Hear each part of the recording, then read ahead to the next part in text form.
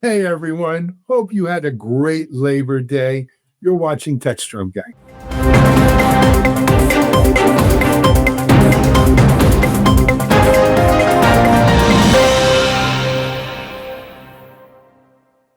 Hi everyone, it's Alan Schimmel. Welcome to today's Textron Gang. Normally I would say happy Monday, but we're actually took Monday off for Labor Day. And it's a good time to reflect really on Labor Day is not just about sales, hot dogs and barbecues and shopping. I wrote an article on it. I think we discussed it actually on Friday's show, but it bears repeating just real quickly. Labor Day celebrates the American laborer and the organized labor movement who stopped women and children from being burned down in factories, gave us a 5-day work week, paid vacation times, pensions. A lot of it is being eroded right before our eyes. I was going to say, where is that stuff? Yeah. So, on in commemoration of Labor Day, we should remember people died for those, not rights, but people died for those privileges. People died for those benefits to get them for us.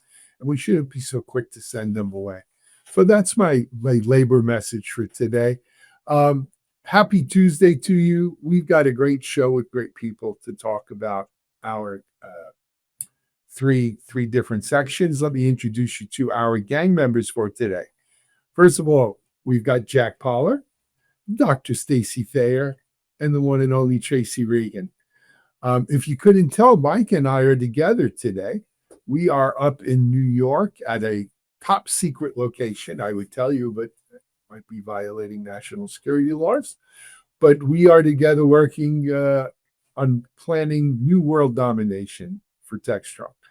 But we're here for Textron Gang. Mike, so we've got a China syndrome today. Yeah. I guess, there was a statement put out last week by the FBI, NSA, and a who's who of cybersecurity agencies from around the world, calling out a couple of companies that were aiding in cyber attacks from China and attributing those back to the Salt Typhoon attack specifically.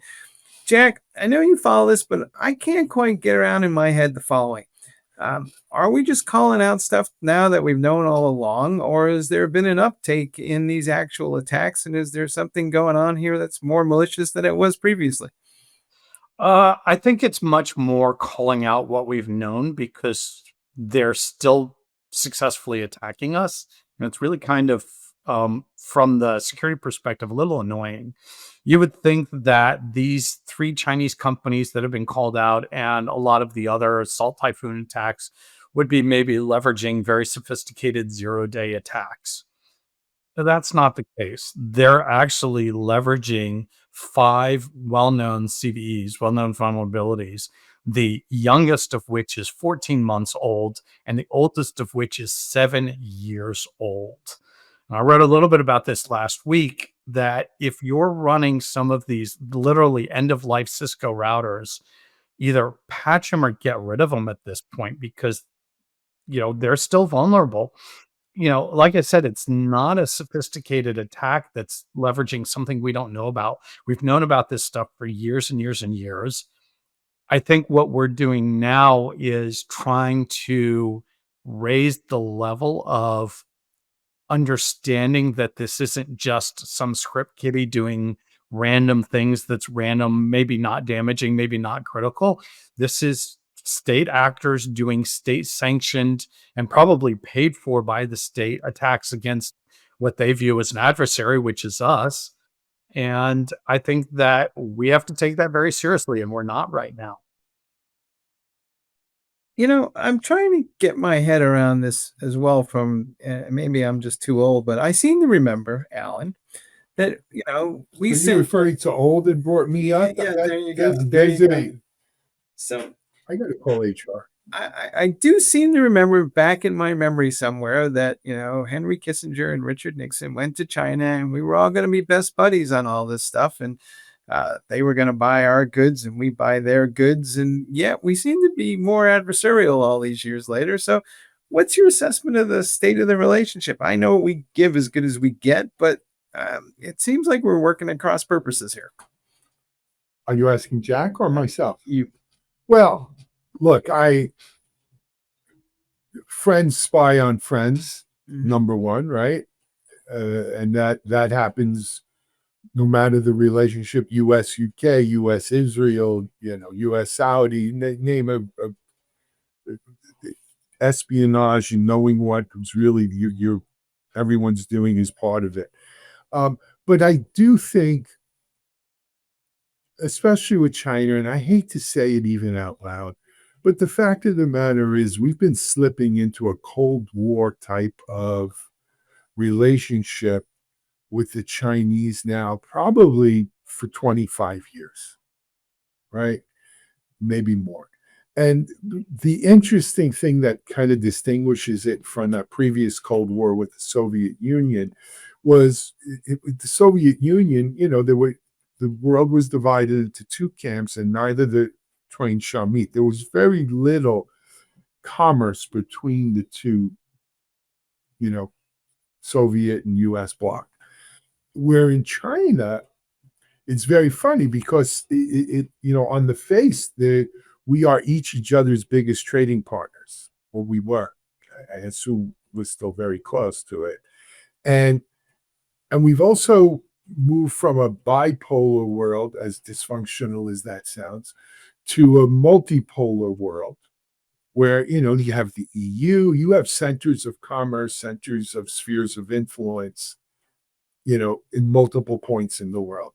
So can you blame the Chinese for doing what they do? Yes and no, because they will tell you, well, this is not officially government sanctioned activity. But there's a bit of a wink, wink, nod, nod in providing these people cover. Mm-hmm. And so, if you want to continue, and now where I stand politically on tariffs and all of these other things. But from a political point of view, I think you got to put some teeth in to saying, hey, you got to bring your dogs to heel. I think, right? Yeah. You're not North Korea. This shouldn't be what we're doing here. Right. Stacy, it's interesting. I think I'm hearing more business executives kind of wrap their heads around this conversation, and they're getting, well, to be frank, pissed off. And what they're noticing is that their intellectual property is being stolen, and now that IP is then being put into a product that is made in China that's taken over, entire world markets. It's not just the fact that they stole the IP and sold it in China. They're actually using that now to sell into Africa, Europe, and everywhere else. And US companies are saying, hey, we're going to go broke if this keeps going on. Yeah. I mean, wasn't now I'm drawing a blank, of course, but with AI, when they're AI, we were all excited that, we had ChatGPT, and then they came out with something that was faster and better. And I remember people saying, well, they take what we have and then streamline it and put workers and labor on it. And it ends up being easier to sell and contributing to their economy. And so I can imagine that is frustrating. And I think, to Alan's point, there's been this Cold War, if you will, that everybody's trying to figure out. Is it a Cold War? What are we calling it? What are the rules of this? How does this work? And then how does that impact us? And we don't know because we're not defining it. Mm-hmm. Jack, what do we do about all this? Well, I think we have to take a multi-pronged approach, right? I'm a belt and suspenders guy, and we have to look at both how do we discourage the attacks as well as how do we prevent them. And I'd love to sit here and bash China and call out China, but part of the responsibility is on our side for not fixing the problems that we have today. We know how to fix these particular attacks. At least we know how to prevent them, and we're not doing that. And that's a problem. So I'm calling out the people who should be fixing this and aren't. One thing. Geopolitical things it's a very complex relationship. And yes, we are frenemies with China. We're their biggest trading partner. They're our biggest trading partner. But at the same time, the communists have a completely different view of intellectual property than capitalists do. And that is the root of the issue here, is the different views of intellectual property and who owns what. Jack, I'm going to take exception with that. I don't think they have a very different view. I think when it's their IP, they yell bloody murder if you use it. You know what I mean? It's Well, a very what I meant was kind more of thing. that it's the state. The state views all intellectual property as owned by the state in communism, which means that from their perspective, if it's theirs, hands off. If it's yours, it's okay. It's fair game for us to go get it, which I is a think little they bit different Yeah, than the the point view. is that ours. we're not all playing by the same rules here. Right. And that's I mean, it's like our politics. Democrats or Republicans, they have a whole different rule book. So we have to, I think that the bigger problem, as Jack keeps pointing out, is we have to, we can either be defensive or offensive. And we can spend a lot of time being offensive, but we're not doing anything defensively. I just watched that show on Katrina. Spike Lee did a documentary, and it was interesting because beforehand people were talking about how they'd been told about these before, and they wrote it out. And I feel like cybersecurity, we're in that phase. There's a lot of noise. We're going to write it out. And we should just be lucky that Salt Typhoon isn't acid rain. Acid rain was a similar attack against routers in Ukraine that brought down their communication system. So China's being polite. Let's just put it that way. They could do so much more with some of these nefarious CVEs that we're deciding not to address. And it is a conscious decision not to pursue and spend money on fixing some of these issues because it costs money. Nobody wants to go replace all their routers, which isn't probably that big of an expense, but it's an expense that's not getting pushed through at the higher levels. So maybe it's going to require a corporate acid rain. And, acid rain has turned into acid pour. So we're still dealing with that at these edge devices on the government side. But we have to get our act together. We have to start fixing these things. And we have to do better at understanding what ones are critical and what we really have to address, even if it means replacing hardware. So be it, right? We have to get to it. And then if we want to try to do some more offensive work and play in the same games that China's playing, then we can do that. We were doing that in the 2000s, right? 0-day vulnerabilities were a big market. And that we did nothing but that was an offensive tactic. And we really haven't dug into defensive tactics. And, it bothers me every time I see these because we can fix them. It's so dumb. That's I think So another what- big difference is there's sorry. Go ahead, Tracy. fundamentally between these different countries, the way that we treat people and the way that other countries treat people, workers especially. And that's one thing I think whenever we go or try to go toe to toe with China, the labor laws and the labor rules and the way that they run things is completely different from the way that we do things. And so again, we're not playing by the same rules. We don't know what the rules are. And therefore, I think different countries are willing to go to different lengths and different strategies, whether it be, cyber espionage, whatever it may be. Again, going back to what are the rules? How do we keep up and defend? Stacy, I'm happy to have you bring Labor Day back into our conversation. It's how we started. True for you.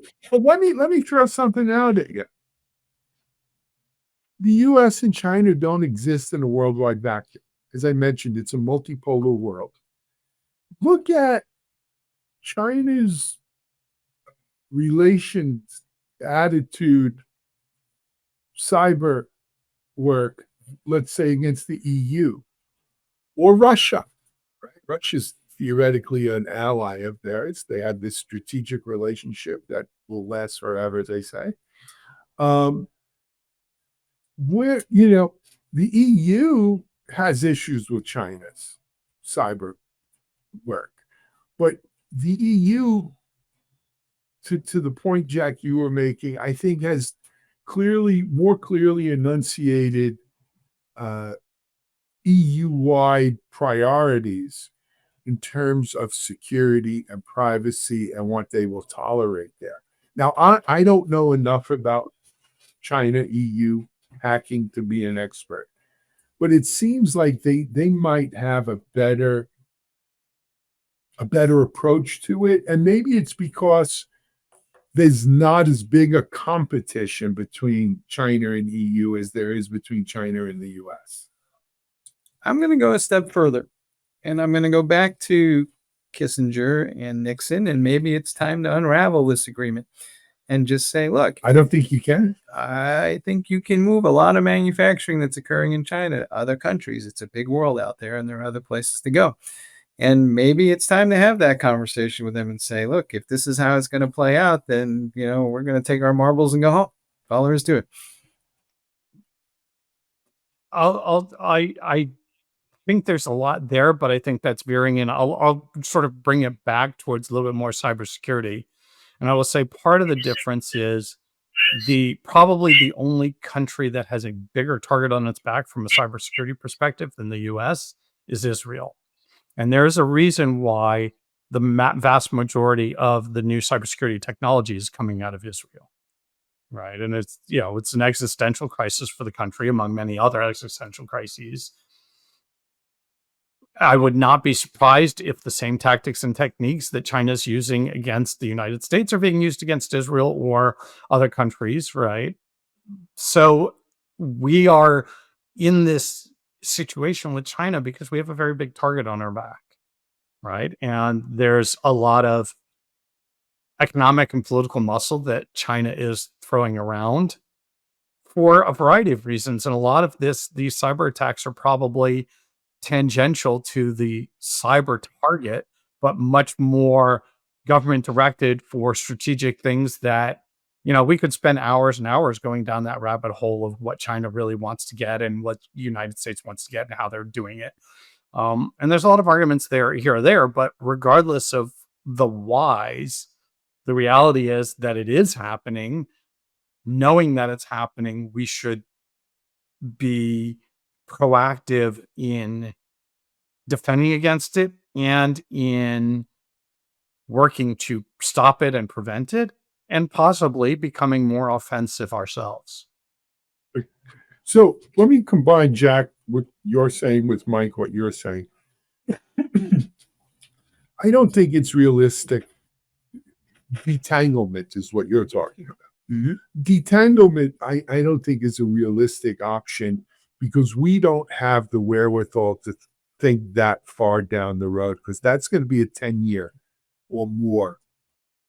Took us 30 years to get in this. It'll take us 25 to get out, and we don't have that kind of view. However, I do think we could do a better job of meeting with the Chinese. And you know what? And I think every administration has tried to do this, to say, hey, but the Biden administration really tried.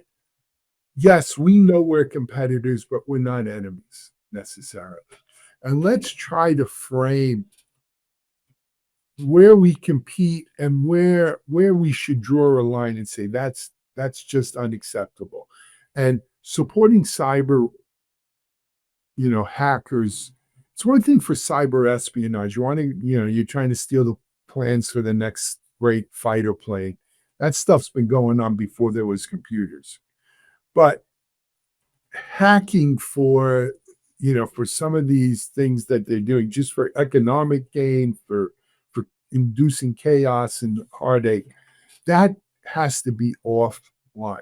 You've got to have clear boundaries of what is sort of, and there has been that in espionage and the way intelligence agencies around the world work. There is a protocol that's followed.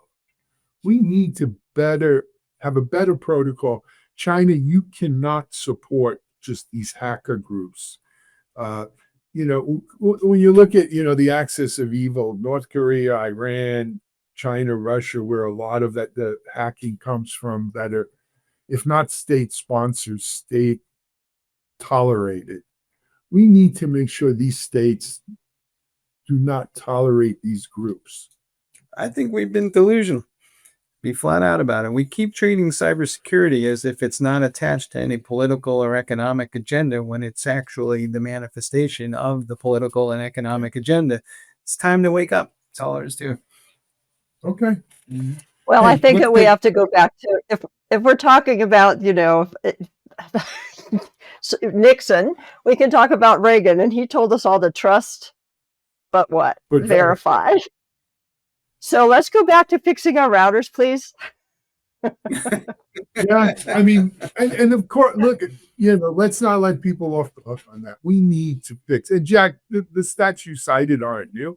It's been this way a long time. 80% of attacks take place or incidents take place against well-known attack vectors, not some new shiny 0-day or new surface. It's just taking care of basic hygiene. And security people have been yelling for this for years. Anyway, we're going to take a break here. Let's come back and talk about our next topic. You're watching TechStrong Day. Discover TechStrong Group, the epicenter of tech innovation. We're your go-to for reaching IT leaders and practitioners worldwide. Our secret? Impactful content that sparks awareness, engagement, and top-quality leads. With us, you'll access editorial websites, streaming videos, virtual events, custom content, analyst research, and more. Join our satisfied clients. Let's revolutionize your tech journey. Contact us today and tell your story to the world in the most powerful way with TechStrong Group.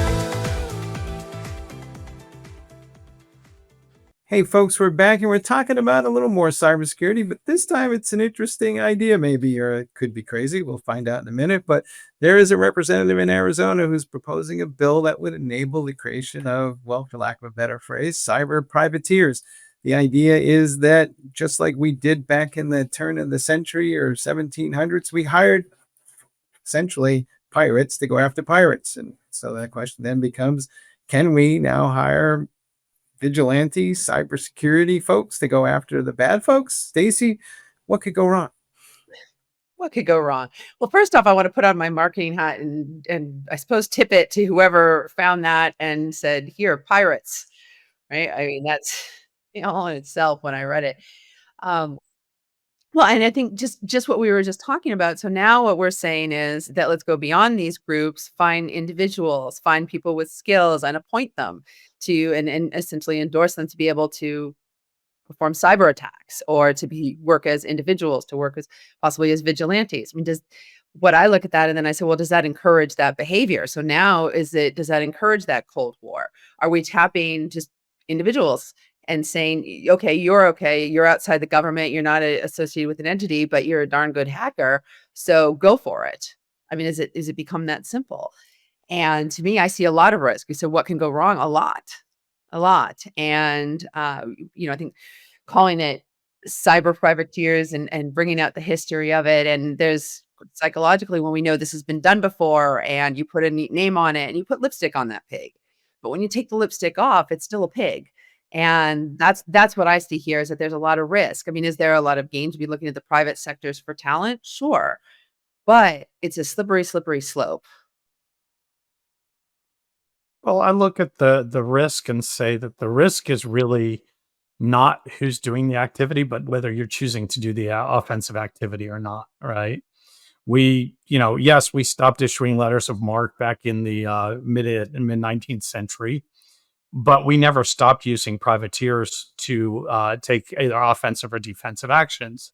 We have a long history of using, mercenary organizations and third-party contractors in our military operations. That's never stopped. We've just never felt that we needed to give them a different legal cover to give them illegal protections than they would get now with the letters of marque that they had with letters of marque. But if we choose to do offensive actions, then, I think that's really the question is, does the U.S. government want to really partake in a very active campaign of offensive actions? And if they do, then it's a question of what actions are we taking? I'm trying to figure out how this might actually work, because like back in the day, the privateer would commandeer the other nation's ship and then they would get that as their reward essentially, and they would sell that. And so how do you pay privateers? Are you going to pay them for stealing intellectual property from other countries, or are they just going to be contractors? Well, I wonder, how close is this? Is this akin to a military operation where you're now drafting cybersecurity professionals? I mean, a couple hundred years ago, we were grabbing our bayonets and hitting the fields. We don't do that nowadays. So is this just the modern warfare? And now we're drafting cybersecurity professionals. Drafting Why or don't think we're paying? drafting them? We're not drafting Well, I means think it's I forcibly draft you in here, whether you want to come or not. This is an army of the willing and the army of the paid. But let me just weigh in here. I appreciate invoking the swashbuckling Sir Walter Raleigh privateers preying on Spanish galleons through the Caribbean. Yes. That's not what this is, guys. This is not a I'm sorry. God darn it, how do you stop this?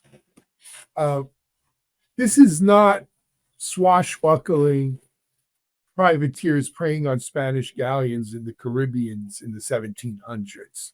There's another name here, not privateers. It's called vigilantes. Yeah. It's called vigilanteism. They take the matters into their own hands. And we're giving them a license to do so. Right? This is wrong. It's wrong. You want to draft, and again, draft's the wrong word. You want to hire cybersecurity people to go after cyber farms and hacking farms and all of these things. Fine, you pay them. They have to abide by the rules.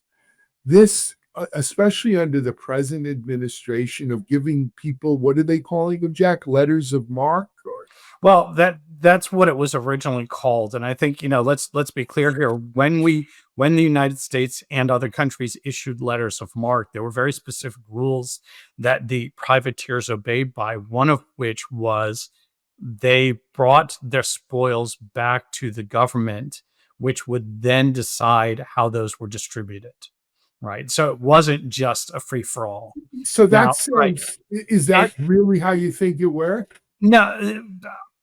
I only did a minimal amount of research here, so I'll feign ignorance to the best of my ability. I will give you the story of Captain Kidd, who was originally a privateer, and then he went out and apparently full-blown pirate. Yeah, well, took those letters of marque and then started sacking every ship he could find, and eventually was hung by the British, I believe. Right. Yeah. No. Yeah, but this isn't maritime trade.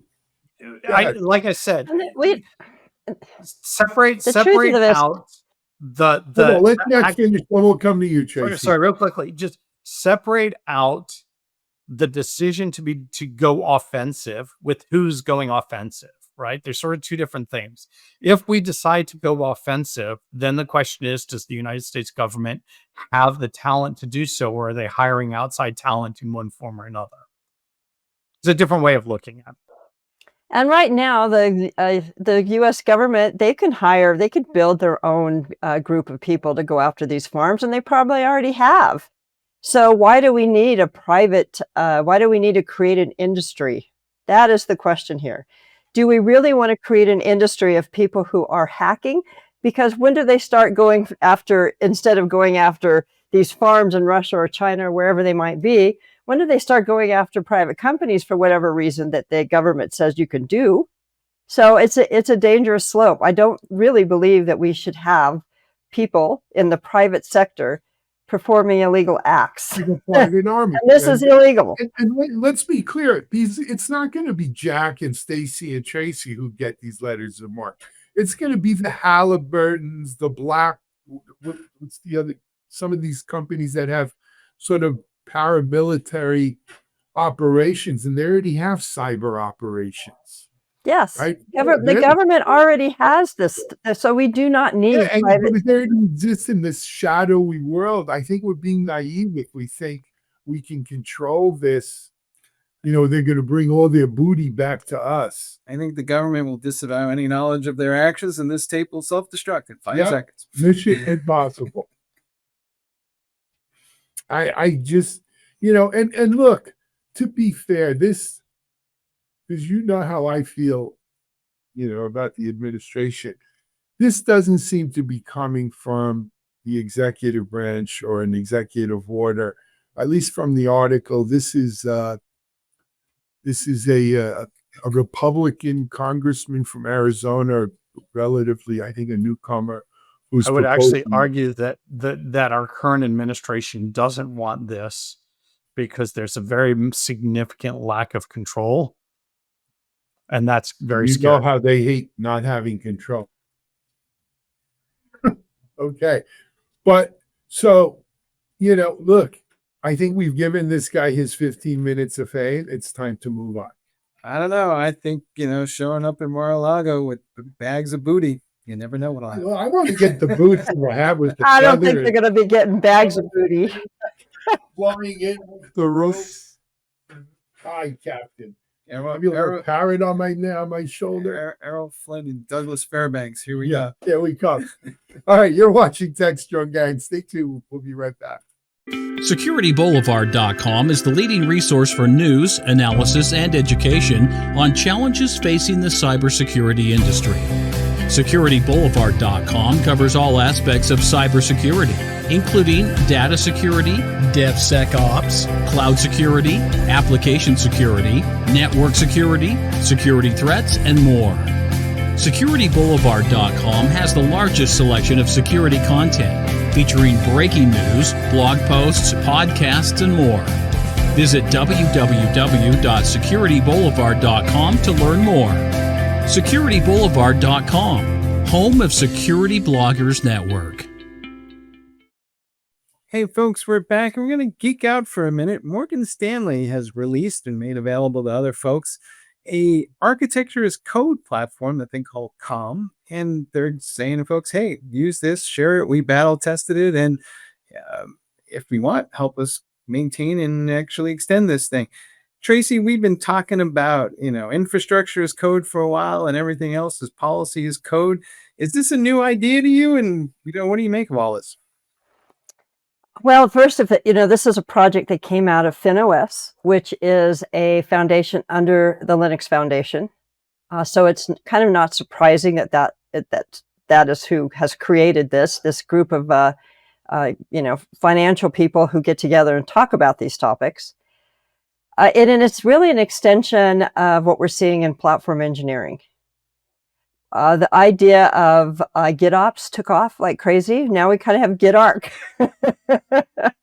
And there are pieces of architecture that go unattended to. Let's just put it that way. Documentation is one of them. This project makes an effort to pull together architecture and see it in a different way.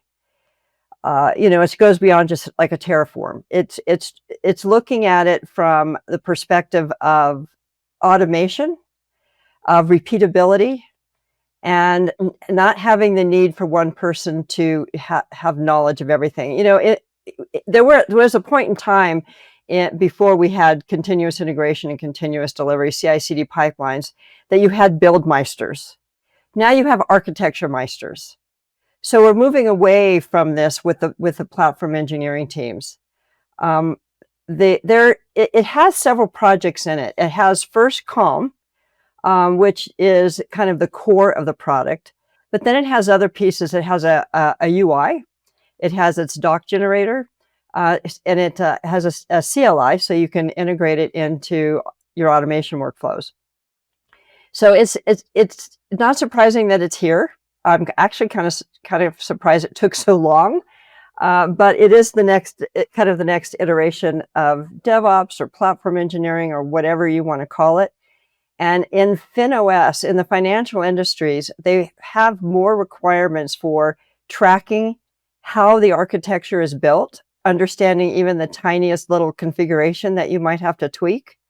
So it doesn't surprise me it's come out of this group. I've been on some of these calls, and Morgan Stanley, they're pretty progressive in how they build out their development lifecycle. But it's not just Morgan Stanley who's been working on it. The FINOS group has been really supporting it, and so kudos to the Linux Foundation and FINOS and Morgan Stanley for bringing it to the masses, so to speak. And I would encourage any of the platform engineers to get involved in the project, because it may have some work yet to do to make it completely usable across different industries. I know that they've made an effort to make it that, but I'm guessing there's still some work to do on it. I don't disagree. I first of all, look, kudos to Morgan Stanley for donating this to, I think it was actually to the FINOS Foundation, which is part of Linux Foundation, right? So it's good to see, all too often we see vendors who developed open source code donate it to the LF or the daughter foundations. And look, it took it off their books, but they're still using it. They still might be dominant in it, and they're going to make money from it. This is much more, or at least on the surface, just doing the right thing and sharing it with the community. Morgan Stanley's not the only one. Capital One has been really big. Spotify does the same. Spotify. There are certain companies that really do, take that open source mantra to heart. And I'm glad, kudos to Morgan Stanley for doing this. It's on the article that we're writing about, that we're talking about here, is on DevOps.com, but this really extends beyond DevOps. There's a FinOps element to it. There's a platform engineering element to it as well, angle. It's about, making architecture as code, as the article talks about, right? We have everything as code today. Why not architecture? So, I just think this is a win-win all around.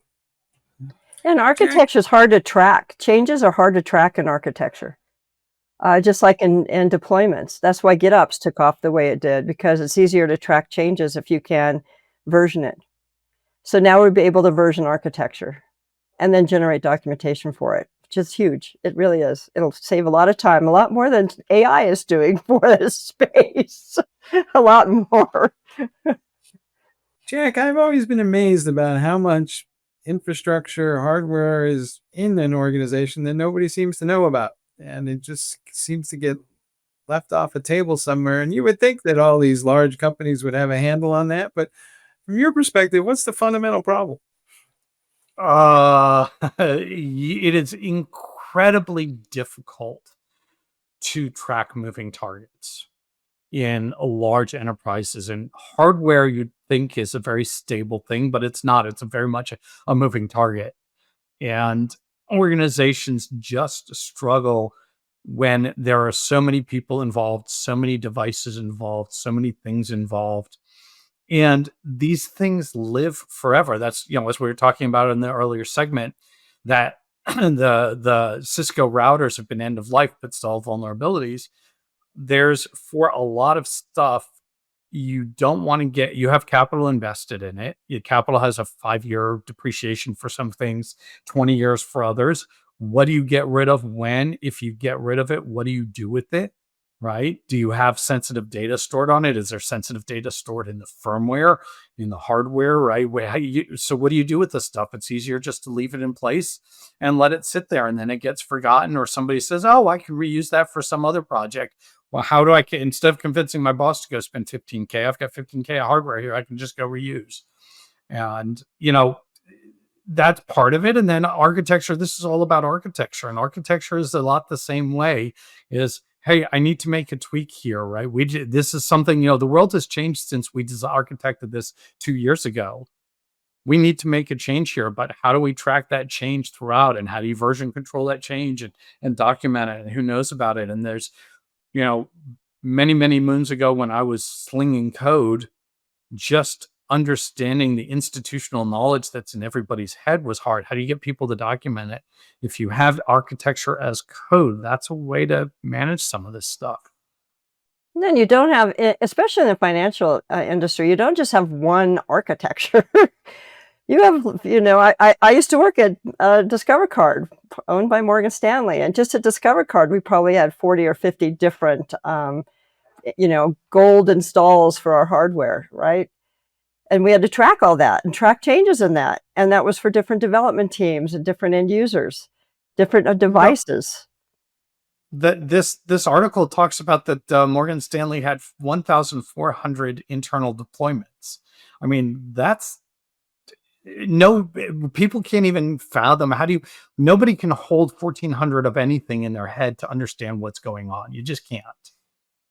There's Imagine how many CVEs for that. Yeah. But I still don't get it. There are databases and documents and things that could be tracked. And it's not like, 4 people snuck in the middle of the night and installed a bunch of new servers. Or is it? Yeah, it is Yes, it is like that. actually. Yeah, It really exactly is. like that. It's exactly like that.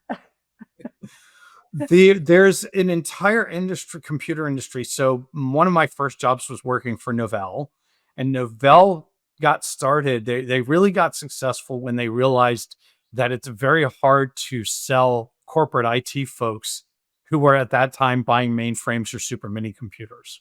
It's a lot easier to go to a departmental guy and say, hey, you can afford this out of your departmental discretionary budget. Just go buy a little server and put it in a quarter and nobody will ever know. And that's how Novell built its original NetWare business. And a lot of companies still do that to this very day. We have this thing called shadow IT, which is all about people just plunking a credit card down for a cloud service. And all of a sudden that somebody did a test case on their personal credit card that now is super critical to the lifeblood of the company. That's how these things happen. I mean, am I wrong, Stacy or Tracy? No. No. So I think, Jack, we had an episode about mainframes not too long ago. So did you just describe the original sin and we just trace it back to NetWare? Is that where this is? I'll blame it on the guys in Provo. Absolutely. No doubt. Can we theoretically apply, Tracy, AI to all this architecture as code stuff, and maybe we can get our arms around this thing finally? What do you think? Is there hope?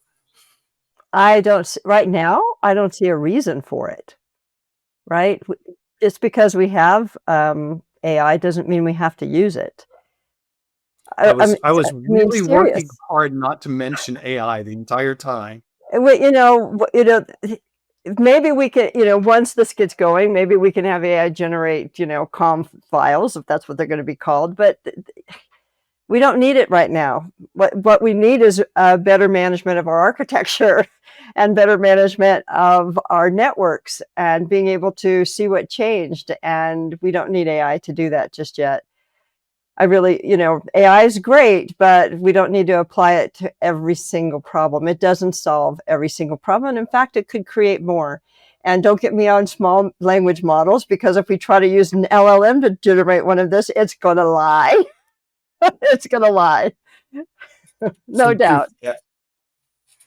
So, Jack, can't we just have a simple solution here? I mean, if you plug something into the network, shouldn't it just automatically just phone home to somebody and say, hey, there's a new thing on the network? But this is the simple solution. This is what it phones home to eventually, right? I think that's the point, is you need to have defined a structure and a way to handle information that's coming at you in one form or another, whatever the information is.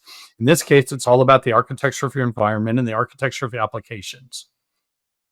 If something's phoning home to tell you that, hey, I've just been installed and I'm able to do this and I fit into the architecture here, it can phone home right now, but the information it gives you is going to fall out of the Ethernet onto the ground and disappear forever, right? It needs to go somewhere and do something. We need to do something with that information. And when we start putting it in Git, it becomes available to everybody, not just somebody who has a front end to a tool that's doing it, right? It really democratizes the data across all teams because you can go find it. And oftentimes it's the development team that's troubleshooting some of this stuff, and they may not be making architecture changes. So there's a communication gap. So having it in Git makes it super accessible and easy to do a diff between two files to see what might have been impacted. Yeah, It's just easy. Yeah. Yeah, it distributes the knowledge. I mean, I think a lot of times what happens, especially when you get into legacy software and things like that, you've got turnover in companies, and one person comes in, gets all organized around it, leaves, someone else comes in, it gets shifted to the side, whatever, these things happen. But when then you've got an organized place to put it, or you've got a process for it in a workflow, it becomes easier for that turnover, for people to jump in. I'm going to predict that GitOps, that COM is going to make a change in the same way as GitOps did. It's going to be a very big conversation within the platform engineering teams, and there's gonna be a lot of conversation around it. It's gonna get some time. Guys, I had a question on this though, and Tracy, you're probably the best person to answer this. Why FINOS?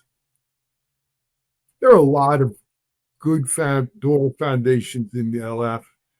Is it financial to Morgan Stanley, so they're more closely aligned with the FINOS Foundation? Does Yeah, it belong to- Yeah, interesting enough, more of the financial industry is contributing open source code into the Linux Foundation in general, including, the CD Foundation, the CNCF, obviously. But there is a very specific reason why this would be important to FINOS, to the financial community in particular. They do have much stricter requirements to manage these components and understand change. There used to be I cut my teeth in the financial industry, and there were few industries that had change management groups. It was the financial industry and insurance that had change management groups and auditors who were asking questions about these exact topics. So it's not surprising it was born in this industry, because this is the industry that is more particular about how things are moving through their development lifecycle and how in particular their architecture is being changed, because they have had security people on staff and taken serious for a very, very long time. And change management started in the financial industry. This is where we started thinking about how to track the difference between two binaries or the difference between two network configurations. They are very, very particular about it, and they take it very serious, much more than telecom, much more than the retail or healthcare or transportation, or even the private sector. They are very serious about change and tracking change. And they have been doing quite a bit of work in this area within many groups within the Linux Foundation. Got it. I think this is way overdue, and it's not a good look for IT. Imagine, if you would, that you're a CIO and you go to that executive board meeting and you wind up saying to somebody the equivalent of, yeah, we have hardware and software floating around on the corporate network that we're not sure who owns it, where it is, and what it is. It's 2025, for crying out loud. This is not a good look for IT, and maybe we should all get our act together, because somebody's going to ask some hard questions real soon. Yeah, it's way overdue. Way overdue. Yeah, no doubt. Hey, we're about we're probably over time. Gang, thank you so much for the lively discussion today. Great stuff. Mike, thank you as always. Thank you for watching. We have a full TechStrong TV lineup immediately following as usual. And we'll be back tomorrow with even more great gang. Well, yes, we will be back tomorrow. Wednesday, God willing. Until then, though, on behalf of the gang at TechStrong, have a great day, everyone. We're out.